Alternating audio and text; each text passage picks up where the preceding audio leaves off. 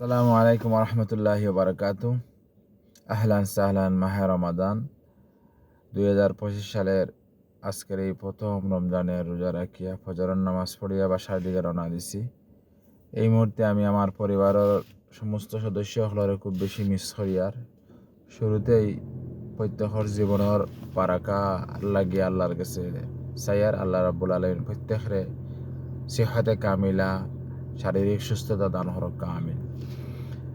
দুইটা বিষয় খুবই সংক্ষিপ্ত। একটা, আজকে প্রথম দিন থেকে আমরা চেষ্টা করতাম কিছু কিছু তেলাওয়াত করার, তাহলে ইজিলি রমজানের শেষের দিকে আমার এক খতম কোরআন শরীফ খতম হয়ে যাব গিয়া। আল্লাহ তৌফিক দান করুক।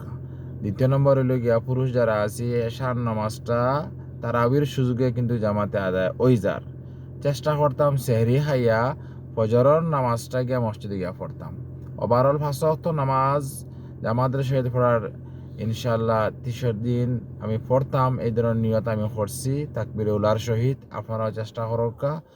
আল্লাহ সুবহানাহু ওয়া তাআলা আপনার ইমানের মাঝে, আমলের মাঝে, আপনার রিজিকের মাঝে বরকত দান করবা ইনশাআল্লাহ।